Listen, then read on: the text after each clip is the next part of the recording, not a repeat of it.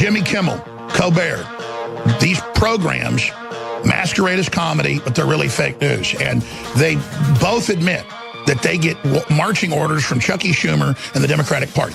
And then what do? In order, they sit there and they attack myself, they attack my family, they attack who I am. They've had Tom Brokaw say that I'm a deeply racist person, but then not show a clip when everybody knows that I've protested the KKK and I support Martin Luther King Day and think he was a great man. Why are they doing this? I'm not trying to make it about myself and Steven Seagal. But the point is, you know what they fear by what they attack. And that's why we're under siege, ladies and gentlemen. And, you know, Mr. Seagal was mentioning the fact that for many, many years, more than a decade, he was, you know, a sheriff's deputy, you name it. That's one of the most dangerous jobs, like a volunteer firefighter. In most of these small counties, that's all there is volunteer firefighters. I've got family that's been seriously burned and gotten smoke inhalation being a volunteer firefighter.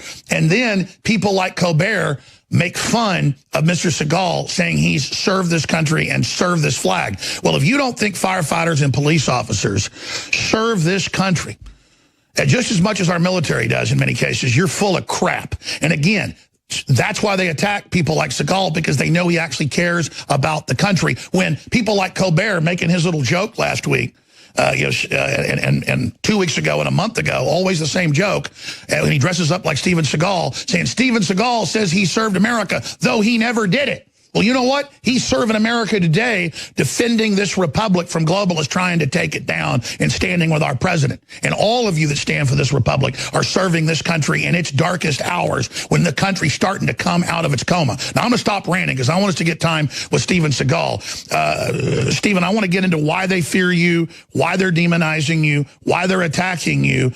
You know, even though you've not even been that public of a person, they're coming after you. Let's get into why they fear you. I know you don't want to talk about yourself, but we talked for hours this weekend. I mean, you were nailing it. You were, I mean, so you've got the floor. You have a situation where you look at geopolitical global crisis. We are in a crisis right now. The world is in a crisis. And you have to look at the geopolitical balance of power. I have always felt that Russia and America should be brothers. I've also always felt that Russia wants to be our brother. I've also always felt that there has been billions and billions of dollars put into demonizing Russia and amazing propaganda demonizing President Putin. And I think that it's an outrage, and it's not just an outrage, it's really bad for our future in the sense that if Russia and America become brothers, we have a real chance to have a greater peace in the world and a more chance of global survival.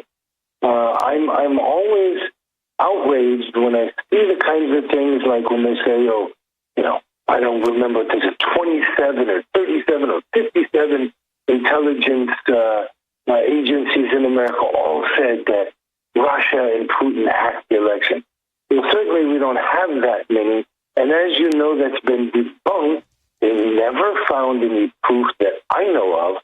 And yet, you know, the public sort of believes that narrative because, as you know, those people pretty much control the press at this point. And so what kind of a great sin have I committed by wanting Russia and America to be brothers? I don't want this for myself. I want this for the world. Expanding on that, Russia helped us take out ISIS. Russia, right after 9/11, gave us the most aid of any country, sent in helicopters, you name it, to help us in Afghanistan. And again, Russia has kicked the globalist out of its country. That's why they hate it. We have the same globalist running our country right now, and that's why they hate sovereign nation states. And geopolitically, it would make perfect sense. I mean, we privately talked about the real threat here this weekend geopolitically, and why the globalists have sided with another power, and why they want to basically play the U.S. and Russia off against each other. Can we speak about China? Well, I mean, I'll leave that to you because you've already come out and said it, but the fact of the matter is that at this point, we have a situation where people are trying, when I say people, you know who I mean, they're spending billions of dollars to make sure that America and Russia do not become allies. They fear that because they know that if Russia and America become allies, they will not be able to make America a communist one-world order. That's right. And if you look at 1917, the very same globalists funded the takeover and the overthrow of the czars, and Russia has come out of 80-plus years of being under globalist rule, and that's why the globalists are so angry. They've lost Russia, now they're losing America, now the Brexit's happening. I mean, can you speak to the global phenomenon of populism we're seeing? Well, I mean, right now, as I said, we are in a very, very precarious situation. After we annihilated Libya, we annihilated the buffer zones that we had because Gaddafi controlled the tribes, and once Gaddafi was gone, those tribes kind of created ISIS, and all of a sudden, we have the situation where you have all of these quote unquote refugees coming into Europe. Europe is I don't want to say almost gone, but they're in a tremendously difficult situation. Germany, I don't think will ever be the same, and I think within 4 or 5 years it will be, it won't be the Germany that anybody knew. So Europe is now, kind of on a slippery slope that I don't see how they'll ever be able to climb back up. And, the Middle East is a complete mess. And now we have a situation where every time our president, who was democratically elected, tries to make any kind of a move anywhere, there are people who are and agencies who are spending every bit of time and effort and money they can to thwart anything he wants to do. So it's really crippling our ability to be able to get out there and get involved in the balance of power. Well, exactly. And you have Chucky Schumer saying the intelligence agencies have 7 ways to Sunday to get back at the president. You've got Phil Mudd, the former deputy director of the CIA, saying, we're going to kill the president on CNN.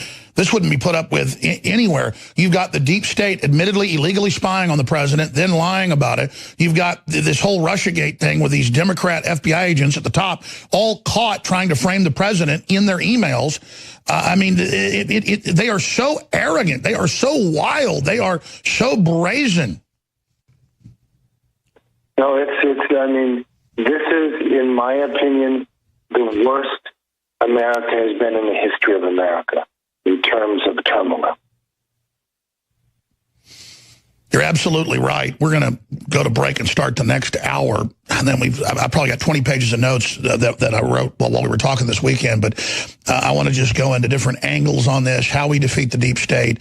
I think we just let folks know there is a civil war politically going on, not just here, but all over the world, as the globalists try to maintain control over nation states. And anybody they think could be a leader for peace against their operations, and anybody that stands against radical Islam is being targeted because the globalists are allied with it. Steven Seagal joins us on Martin Luther King Day.